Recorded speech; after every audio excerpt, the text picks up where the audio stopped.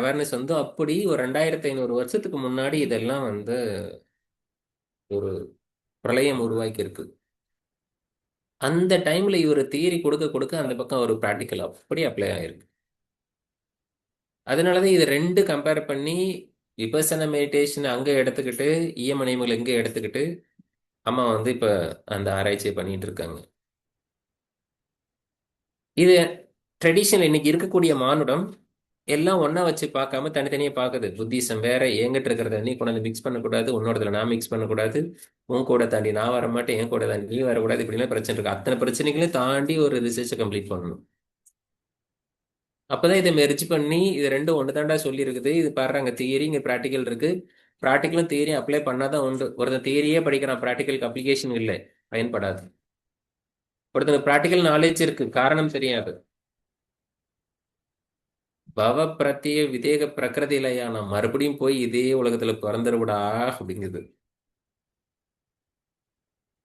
So theoretical knowledge வேணும். ஸ்ரத்தா, வீரியம், ஸ்மிருதி, சமாதி, பிரக்ஞா. அப்படிதான் சமாதியிலிருந்து பிரக்ஞா வரணும். அதுக்கு முன்னாடி உங்க கையில ஸ்மிருதி இருக்கணும், தீவிர முயற்சி இருக்கணும், ஸ்ரத்தா இருக்கணும். அதுக்கு அந்த சீக்வன்ஸ் இது எல்லாம் மெர்ஜ் பண்ணணும். ஜெயினிசம், புத்திசம், சார்வாக்கம், வெவ்வேறு மொழிகள். இங்க சாங்கியம், யோகம் எல்லாம் சம்ஸ்கிருத மொழியில் இருக்கு. பாலி லாங்குவேஜ்ல புத்திசம் இருக்கு, பிராக்டிக்கல் பாலியில இருக்கு. இன்னொரு ரெண்டும் சேர்ந்து ஒரு கம்பைன் பண்ண பிரகிருதி லாங்குவேஜ்ல இருக்கு ஜெயினிசம். அகிம்சைய வந்து ஜெயினிசமோட ஃபாலோ பண்றவங்க யாரும் இல்லை அப்படின்னு சொல்லுவோம். அப்புறம் விட ஒருத்தர் இருந்தார், வள்ளலார் சுவாமிகள். நடந்து போகும்போது மயிலிறகு துணை கொண்டு வழிபாதையில வீசிக்கிட்டே போவாங்களாம். வழிபாதையில ஏதாவது உயிரினம் இருந்து காலில் மிதிச்சு கொண்டுடக்கூடாதுங்கிறதுக்காக ஜெயினிசம். அந்த அளவுக்கு அவங்க இருந்தாலும் கூட ஒரு பயிர் வாடினதான் அப்போ வாடும் போது இவருக்கு மனசு வாடிச்சாமா. அப்ப அந்த உயிரை கொல்லக்கூடாதுன்னு நினைக்கிறத விட இந்த உயிருக்கு வாடிச்சு இந்த ஜீவாத்மா பேர்பட்டது.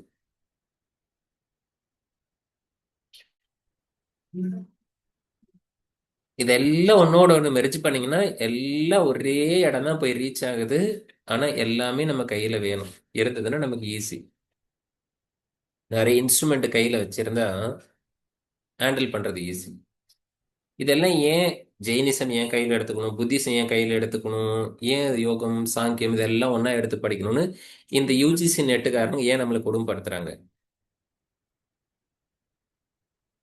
இதுக்கு ஒரு கேள்வி கேட்டோம்னா, இப்ப சாதம் செய்யறீங்க, சாப்பாடு செய்யணும். அரிசி வெந்திருக்கா இல்லையான்னு செக் பண்ணணும். கையை உள்ளார விட்டு அரிசியை எடுத்து வெந்திருக்கான்னு பார்க்கணும். பார்க்க முடியுமா? முடியாது. அப்ப அதுக்கு நம்ம கரண்டின்னு ஒண்ணு பயன்படுத்தணும். கரண்டியில எடுத்து பார்த்துடலாம், ஈஸி, கண்டுபிடிச்சிடலாம், வேலை முடிஞ்சது.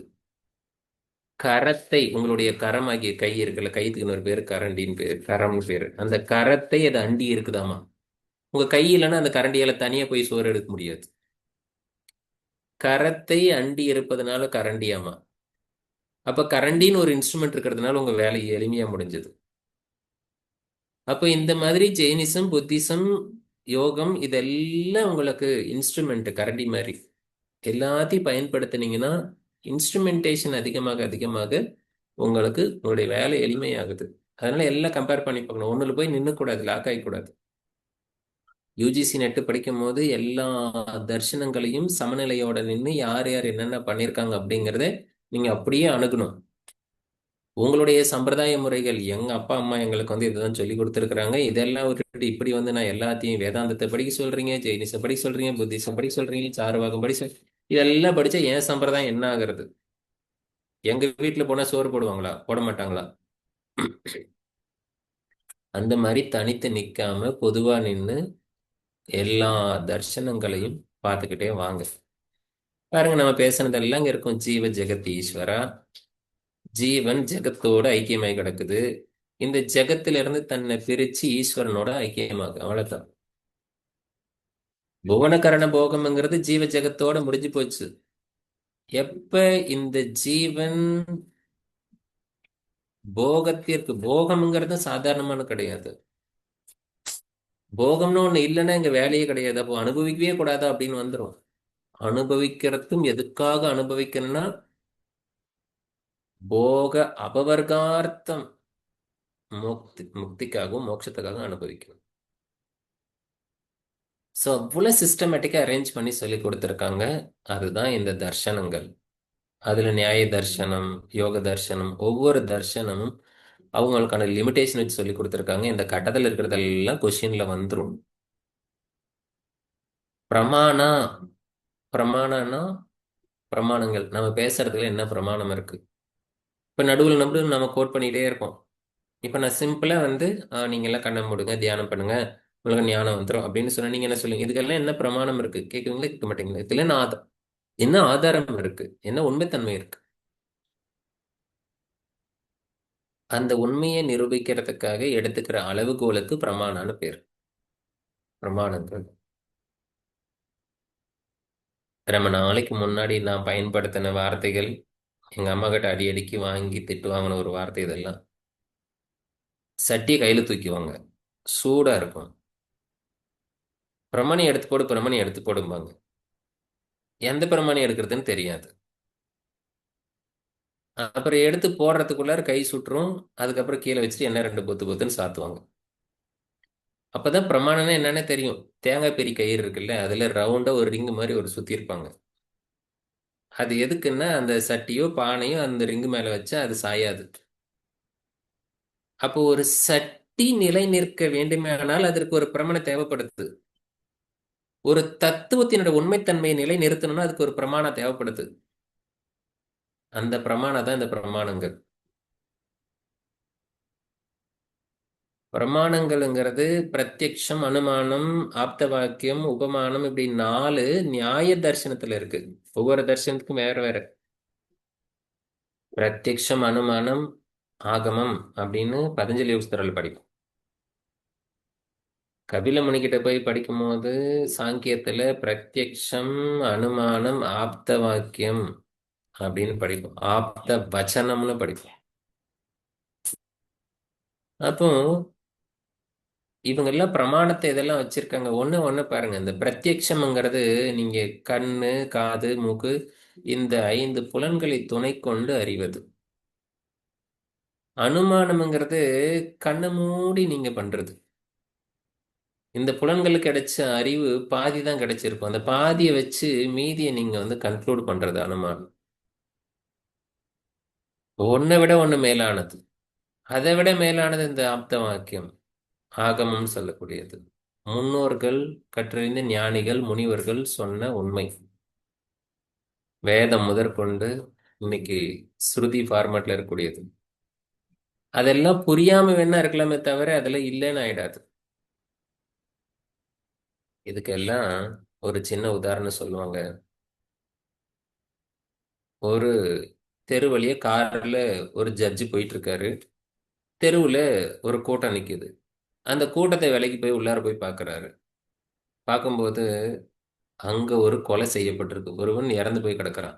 கத்தியால குத்தப்பட்டு ரத்த கலரை வந்து அவன் இறந்து போய் கிடக்குறான். அவன் பக்கத்துல ஒருத்தன் கத்தி வச்சு நின்னுட்டு இருக்கான்.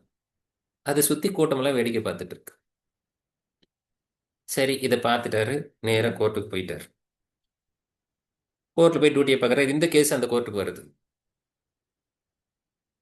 கத்தி வச்சு ஒருத்தன் நின்னுட்டு இருந்தான். ஒருத்தன் இறந்து போயிருந்தான். கண்ணுல பார்த்துட்டாரு. இப்ப ஒரு விசாரணை பண்ணணுமா? நேரடியா தீர்ப்பு கொடுத்துடலாம்ல.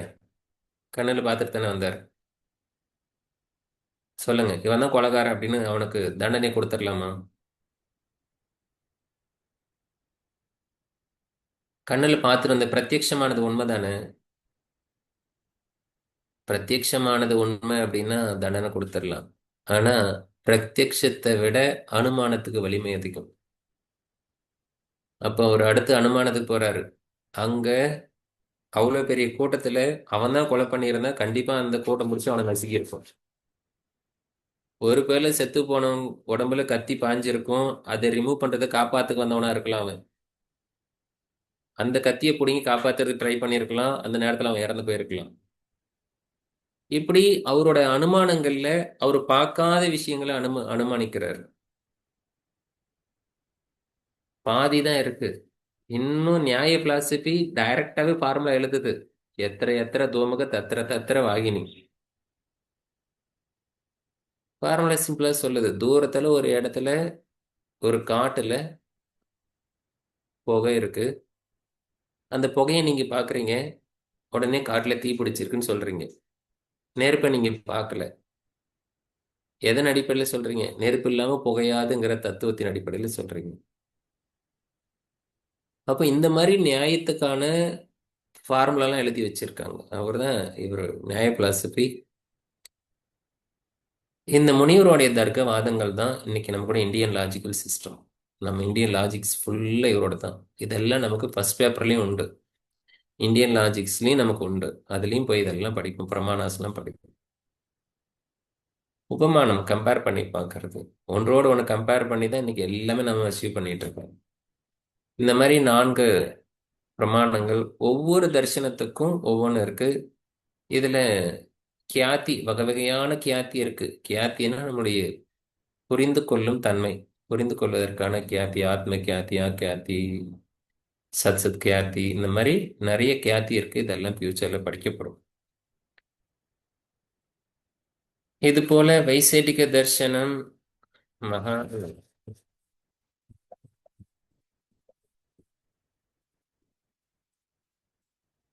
அசத்காரியவாதம் அல்லது ஆரம்பவாதம்,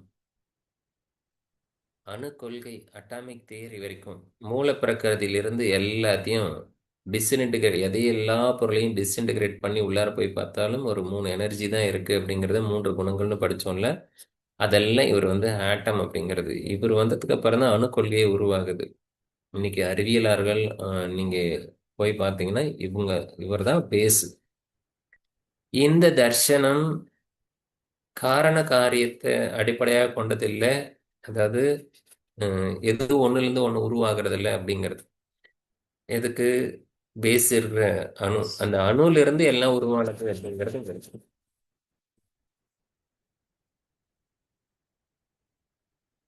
ஒண்ணுத்துக்கு ஒண்ணு தொடர்பு இருக்கு. சம்யோக சம்பந்தம். ஒரு பேனா இருக்குன்னா அது ஒரு டேபிள் மேல இருக்குன்னா பேனாவுக்கு டேபிளுக்கு என்ன சம்பந்தம் இருக்கு? பேனா வேற, டேபிள் வேற. அதுல இன்னும் கொஞ்சம் நீங்க உங்களுடைய பார்வையை விசாலமாக்குனீங்கன்னா ஒரு டேபிள் இருக்கு. உங்களால டேபிளை பார்க்க முடியுமா? ஏன் பார்க்க முடியாது? உங்க வீட்டில் ஏதாவது டேபிள் இருந்து திரும்பி பாருங்களேன். டேபிளை பார்க்க முடியும். ஒரு பிலாசபி சொல்லுது டேபிள் உங்களால பார்க்கவே முடியாது அப்படின்னு.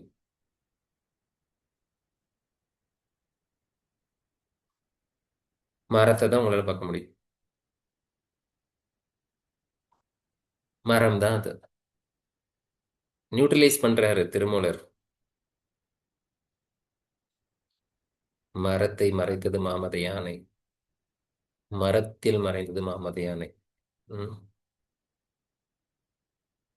ஒரு யானை பொம்மை இருக்கு. அந்த பொம்மையை பார்க்கறாரு, மரக்கட்டையால செஞ்சது. அந்த யானை பொம்மையை பார்த்தீங்கன்னா மரம் மறைஞ்சு போயிடும். மரத்தை பார்த்தீங்கன்னா யானை மறைஞ்சு போயிடும். இது போலதான் பரமும் பரம்பொருளும் இறைவனும் நமக்குள்ளார இருக்கு அப்படின்ட்டு. பஞ்சபூதங்களும் அப்படிதான் இருக்கு. பரத்தை மறைத்தது பார் முதல் பூதம். இந்த பஞ்சபூதங்கள் இருக்கு. அது உருவாகி இறைவனையே மறைச்சு வச்சிருச்சான். நமக்குள்ளார இருக்கக்கூடிய ஆன்மாவையே மறைச்சு வச்சிருச்சு பார் முதல் பூதம். அந்த பார் முதல் பூதத்துக்குள்ளார இந்த பரம் மறைந்திருக்குது. பரத்தில் மறைந்தது பார் முதல் பூதம். இந்த உள்ளார இருக்கக்கூடிய மறைந்திருக்க மறைப்பொருள் தான் இறைவன் அப்படிங்கறத சொல்றதுக்கு ஒரு பாடல் எழுதியிருப்பார். இன்னொரு இந்த மாதிரி அணுகுமுறைகளை வந்து ஆழமாக விசாலமாக ஆரம்பிக்கிற தத்துவ நூல்கள் வந்து இந்த ஆரம்பவாதம். இங்க பாருங்க, நம்ம எப்படி நம்மளுடைய திங்கிங்க்கும் அவங்களுடைய பிலாசபிக்கல் சிஸ்டத்துக்கும் எப்படி இருக்குன்னு பார்க்கலாம்.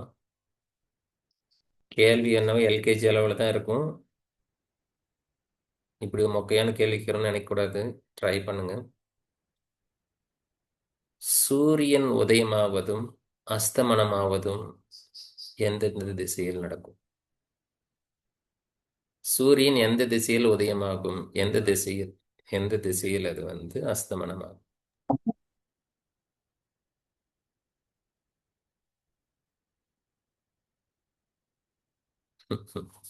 அன்மியூட் பண்ணி சொல்லுங்க.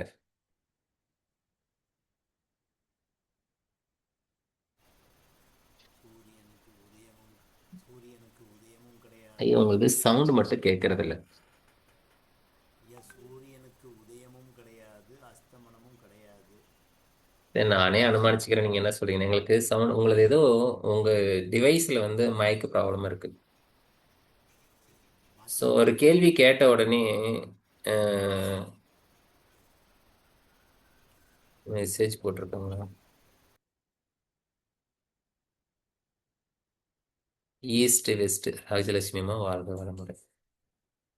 கேள்வி கேட்ட உடனே நம்ம திங்க் பண்ண போயிடுறோம், ஈஸ்ட் வெஸ்ட் அப்படின்னு சொல்லிட்டு. யாரும் கேள்வியே தப்புன்னு யோசிக்கிறது இல்ல. அந்த கேள்வியே தப்பு. அங்க முத்துமணி ஐயா சொன்ன மாதிரி உதயமும் இல்லை, அஸ்தமனமும் இல்லை. சூரியன் ஒரு இடத்துல இருக்கு, பூமி சுத்துது. பூமி சுத்துறதுனால நமக்கு உதயமும் அஸ்தமனமும் தெரியுது. அப்படி இவங்களுடைய அணுகுமுறையில இவங்க சொல்லக்கூடிய சூத்திரங்கள் அதுதான். சூத்திரங்களை போய் பார்த்தோம்னா நாம என்ன ரியாலிட்டி, என்ன எக்ஸிஸ்டன்ஸ் நாம் பார்க்குறோமோ அதெல்லாம் உண்மை கிடையாது. அதுதான் அசத்காரியவாதம்.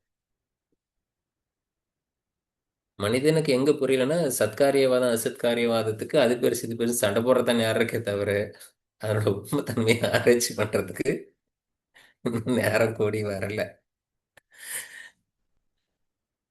இந்த வைசேடிகத்துல 4 இருக்கு: பிரத்யக்ஷம், அனுமானம், உபமானம், சப்தா. அதுல இருக்கிற 4 இது அதுல இருக்கும். அஹ் வைசேடிகத்துல அஹ் வைசேடிகத்துல 2 தான். பிரத்யக்ஷம் அனுமானம் மட்டும்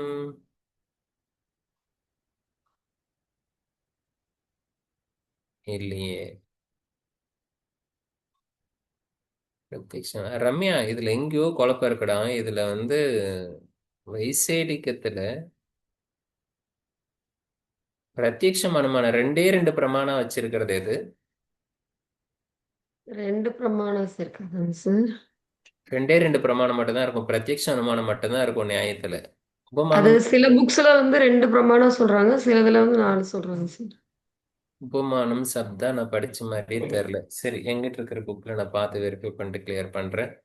நினைவு வச்சு கேட்க வேண்டியது உங்களுடைய பொறுப்பு. சீக்கிரமா மறக்கிறதுக்கு நான் ட்ரை பண்ணுவேன். நீங்க நினைவு வச்சு கேட்டுக்கணும். ஏன்னா அவங்க ஃபுல்லா சயின்ஸ் தியரி அப்படின்னும் போது பிரத்யக்ஷம் அனுமானம் மட்டும்தான் அக்செப்ட் பண்ணிக்கோங்க. உபமானம் சப்தம் மத்த இப்போ சப்தா அப்படின்னா முன்னோர்கள் சொன்னது அதெல்லாம் அவங்களுக்கு நம்பணும்னு அவசியம் கிடையாது. அதனால உபமானம் சப்தா வந்து இந்த வைசேடிக தரிசனத்துக்கு வராது. லாஜிக்கலாவும் அப்படிதான் இருக்கு. 2 தான் சார் வருது, 2 தான் வருது. 2 தான். மெட்டீரியல் வந்து காப்பி பண்ணி பிரத்யக்ஷ போடும். அனுமானம் மட்டும்தான். ஆமா, பிரத்யக்ஷம் அனுமானம் மட்டும்தான் இருக்கும். இதெல்லாம் முன்னாடி இருந்தது. ஆஹ் பதஞ்சலி மகரிஷி இதுல வந்து உங்களுக்கு மீமாம்சத்தெல்லாம் பதஞ்சலி மகரிஷி இது பிரத்யக்ஷம் அனுமானம் ஆகமம் இது 3மே வரும். இதுல சப்தம் இருக்கு. நியாயத்தை இதுல வேதாந்தத்துல 6 வரணும். உத்தர மீமாம்சம் வேதாந்தத்துக்கு வந்து உங்களுக்கு மாதிரி இருக்கும் உபனிஷத்துன்னு சார். வரும்போது உங்களுக்கு 6 பிரமாணம் வரும். பிரத்யக்ஷம், அனுமானம், ஆகமம், உபமானம், அர்த்தபதி, அனுபலப்தின்னு சொல்லி 6 பிரமாணங்கள் வரும். ஸோ அதெல்லாம் ஒரு கம்பேரிசன் சார்ட் போட்டு நம்ம எடுத்துக்கலாம். பிரமாணஸ்ன்னு போட்டால் வந்து ஃபர்ஸ்ட் பேப்பரில் அதெல்லாம் கிளியராக நம்ம படிக்க போகிறோம்.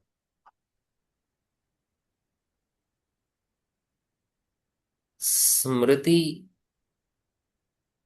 நேச்சர் ஆஃப் யோகா இன் ஸ்மிருதி. ஸ்மிருதி அப்படிங்கிறது நமக்கு வேதங்களும் உபனிஷத்துக்களும் ஸ்ருதின்னு சொன்னோம். அது 2 தவிர மீதி எல்லாம் ஸ்மிருதி தான். இந்த ஸ்மிருதிலாம் யோகாங்கிறது எப்படி இருக்கு அப்படிங்கிறதான் நம்ம இங்க ஒரு இதில் கொடுத்துருப்பாங்க. அது என்னன்னா ராமாயணம், மகாபாரதம், இது போல இருக்கிற யோகா தத்துவங்கள். இங்கே இந்த ராமாயணத்தை எடுத்தீங்கன்னா எபிக்ஸ், 2 இதிகாசம் ஏதோ ஒரு காலகட்டத்தில் நடந்திருக்கலாம், நடக்காம கூட போயிருந்திருக்கலாம், இல்லை நடந்ததாக இருக்கலாம், நமக்கு தெரியல. அந்த காலகட்டங்களில் போய் வாழ்ந்துருந்தாங்க. 10,000 வருஷத்துக்கு முன்னாடி போய் 7,000 8,000 வருஷம் முன்னாடி பார்த்தா தானே தெரியும் அந்த காலகட்டத்தில் இருந்தாங்களா இல்லை கதை வடிவமா என்னன்னு தெரியாது. இன்னைக்கு ராமாயணம் உண்மையா பொய்யா, ராமர் பாலம் ராமர் இருந்தாரா இல்லையாங்கிறது தான் அங்கே வாதமா இருக்கு. ஆனா உள்ள இருக்கக்கூடிய தத்துவங்கள் பாருங்க. ராமாயணம் மகாபாரதத்தில் இருக்கக்கூடிய யோக தத்துவங்கள், யோக வசிஷ்டம், பகவத்கீதை, நடக்கிற போராட்டங்கள் எல்லாம் நமக்குள்ளாரே இருக்கு. ராமாயணத்துல பாலகாண்டம், அயோத்திய காண்டம், ஆரண்ய காண்டம், கிஷ்கிந்தா காண்டம், சுந்தர காண்டம், யுத்த காண்டம், உத்தரகாண்டம், மோஸ்ட்லி நம்ம படிக்கும்போது இந்த 6 காண்டத்திலேயே நம்ம சுபம் போட்டு முடிச்சிருவோம். ஏன்னா ஹீரோ ஹீரோயினி சேர்ந்துட்டாங்கன்னா சண்டைக்கு அப்புறம் ஹீரோ ஹீரோயினி சேருவாங்க. அதுதான் படமோட கிளைமாக்ஸ். அதோட நம்ம நின்றுடுவோம். ராமாயணத்தை அப்படிதான் கன்க்ளூட் பண்ணிடுவாங்க. ராமன் சீதையை காப்பாத்தினானா இல்லையா, அப்ப சண்டை முடிச்சு யுத்த காண்டத்துல இருந்து ஹீரோயின் ஹீரோயினை காப்பாத்தி கூட்டு வந்துட்டாங்க. அதோட வேலை முடிஞ்சது. அது வரைக்கும் நாம சுபம் போட்டு முடிச்சிருவோம். ஆனா இந்த ராமாயணம் அதுக்கப்புறம் தான் உத்தரகாண்டம்னு ஒரு வடிவம் எடுக்குது. ராமனை விட்டு சீதை கன்சீவா இருக்கும் போது காட்டுக்கு போய் 2 குழந்தைங்களை பெத்து வளர்த்து அந்த 2 குழந்தைங்க ராமனோடையே சண்டை போட்டு ஜெயிக்குது. யாரா இது நம்மளையே ஜெயிச்சுது அப்படின்னு பார்த்தா அது அவன் பிள்ளைங்கள. அப்போ அந்த உத்தரகாண்டத்துல எவ்வளவு பெரிய சந்நியாசம் சொல்லப்பட்டிருக்கும். அது பின்னாடி கூட யோக தத்துவங்கள் என்ன, வாழ்க்கை தத்துவங்கள் எல்லாம் ஒரு ரிஷி கிட்ட போய் சீதை பண்றாங்க. இந்த கதை உணர்த்துகின்ற ஆன்மீக வழிமுறைகள்லாம் விட்டுட்டு கதைகளை மட்டும் பார்த்தோம்னா கருத்துக்கள் காணாம போயிடும். கருத்துக்களுக்காக தான் கதை வைக்கப்பட்டிருக்கு. மகாபாரதம் அதே போலதான் 18 பருவங்களை உடையது. 18 பருவங்கள்ல இருந்து ஒரு பருவம் பீஷ்ம பருவம். அந்த பருவத்துல ஒரு பருவத்துல தான் நமக்கு பகவத்கீதை உண்டு. ஆனா இங்க அதுல சாந்தி பருவம், ஒரு அனுசாசன பருவம்னு சொல்லுவாங்க இதை.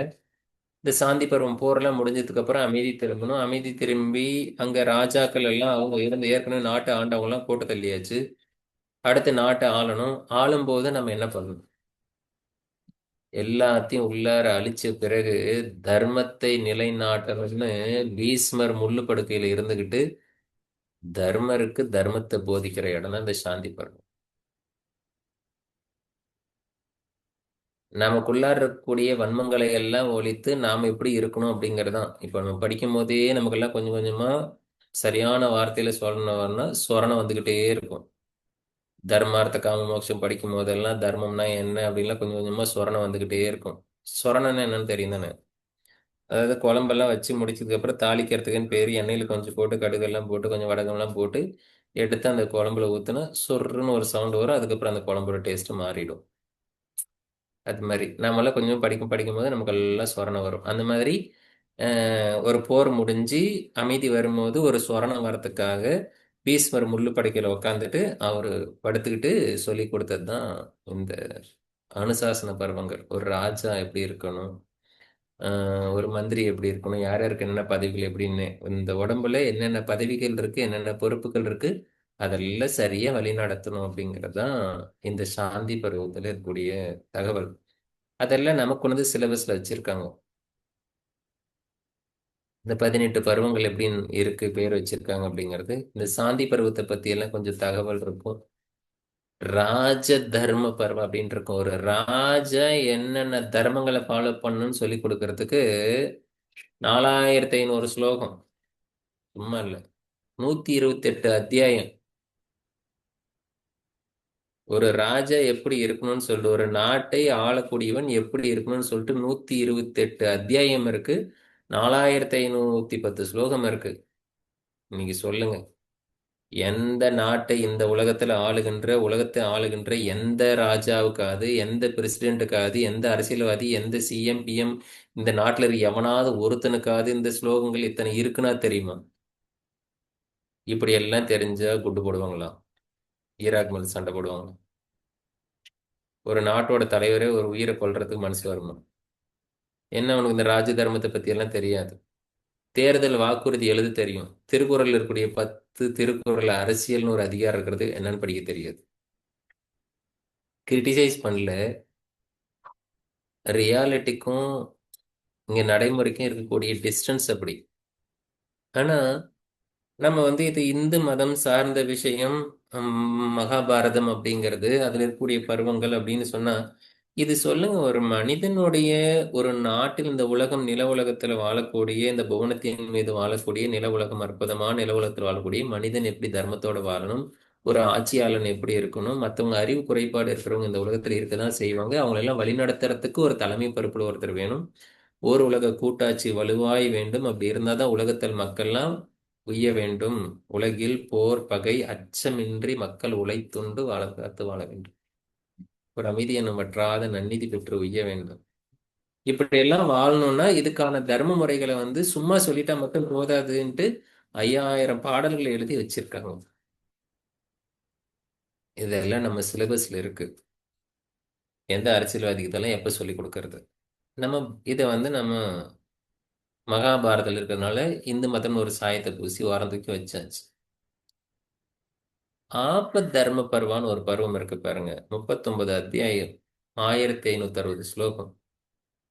ஆபத்து வரும்போது ஒருவன் எப்படி மேனேஜ் பண்ணணும், இயற்கை சீற்றங்கள் வரும்போது எப்படி பண்ணணும், எவ்வளவு அழகான பருவங்கள் எல்லாம் அவங்க கொடுத்துருக்காங்க. இதெல்லாம் பருவத்தில்னா அந்த கீதையில வரக்கூடிய பகுதி. கடைசியில மோக்ஷ தர்ம பருவம். எங்க ஆட்சி ஆள்றவனுக்கு மோட்சத்தை பத்தி என்னங்க கவலை இருக்கு? 6793 ஸ்லோகம். யாருக்கு? பொறுப்பேத்துக்கிறது பெருசு இல்ல, தர்மனுக்கு. தர்மருக்கு உபதேசம் இதெல்லாம். அந்த இடத்துல முள்ளு படுக்கையில படுத்துட்டு ஒரு மோட்சத்துக்காக ஒரு நாட்டை ஆள வேண்டிய ராஜா முயற்சி பண்ணணும். அந்த அந்த நாடு அப்படி வழி நடத்தணும். இந்த உலகத்துக்கு இதே மாதிரி ஒரே ஒரு ராஜா அமைஞ்சா என்னங்க ஆகும்? உலகத்தில் இருக்கக்கூடிய எல்லா மக்களையும் மோட்சத்துக்காக அவங்களெல்லாம் வழி நடத்துவேன் அப்படின்னா அதான் மோட்ச தர்ம பருவம். அது எப்படி நடத்தணுங்கிறது இதில் சொல்லி கொடுத்துருக்கு. இதுதான் சாந்தி. நம்ம ஓம் சாந்தி சாந்தி சாந்தின்னு சொல்லிக்கிறதுனால சாந்தி வர்றது. இவ்வளவு அழகான சாந்தி பருவம். பேர் எப்படி வச்சிருப்பாரு வேதவியாசர். அதுக்குள்ளார தர்மங்களை எப்படி கொண்டாந்து புகுத்தி இருப்பாரு. இதெல்லாம் உள்ளார இருக்கு. இப்ப இதெல்லாம் நம்ம போய் இதெல்லாம் படிக்க போறதில்ல. அதுக்கு இன்னும் எத்தனை ஜென்மம் நம்ம பிறவி எடுத்து அதெல்லாம் கம்ப்ளீட் பண்ண போறோமோ தெரியல. ஆனா அதெல்லாம் இதுல இருக்கு. நம்ம கேள்வி இப்படிதான் கேட்பாங்க. இது ஏதாவது ஒரு கேள்வி, இந்த மோட்ச தர்ம பருவம் வந்து எந்த பாடத்துல இருக்கு, எந்த அத்தியாயத்துல இருக்குன்னு கேட்டு சிம்பிளா முடிச்சிருவாங்க கொஸ்டின். அப்ப அதுக்கு மட்டும் நம்ம ஆன்சர் பண்ணிட்டா நம்ம ப்ரொஃபஸர். ஆனா அதுக்குள்ளார மோட்ச தர்மத்தை வந்து எப்படி பண்ணணும் அப்படிங்கறத வந்து அதுல இருக்கக்கூடிய 6000 ஸ்லோகம் படிச்சாதான் மோட்ச தர்மம், ஒரு ராஜாவுக்கு அந்த குவாலிட்டி வரும். இந்த சாந்தி பருவத்துல வந்து யார் என்ன போஸ்டிங் கொடுத்தாங்க அப்படின்ட்டு இருப்பாங்க. இதெல்லாம் exam point of view. Yudhishthira வந்து அவர் தான் வந்து கிங், அந்த தர்மன் சொல்றோம் இல்லையா, 5 பஞ்ச பாண்டவர்கள் அண்ணன். அதாவது பகடையாடி எல்லாரையும் தோத்தாரு அவரு. அவரு யுதிஷ்டிரான்னு பேரு. அவரு பீமன் வந்து அவர் வந்து அவருக்கு கீழே துணையா இருப்பாரு. விதுரா வந்து பிரைம் மினிஸ்டரா இருப்பாரு. சஞ்சய் தான் வந்து ஃபைனான்ஸ் மினிஸ்டர். சஞ்சய் யாருன்னா இந்த பகவத்கீதைலாம் எடுத்து சொன்ன ஒரு திருதராஷ்டிரம் கிட்ட, துரியோதனோட அப்பங்கிட்ட கண்ணு தெரியாத போது இந்த ஒட்டுமொத்த பகவத்கீதையும் சிசிடி கேமரால ஃபோக்கஸ் பண்ணி சொன்னவன் சஞ்சய்.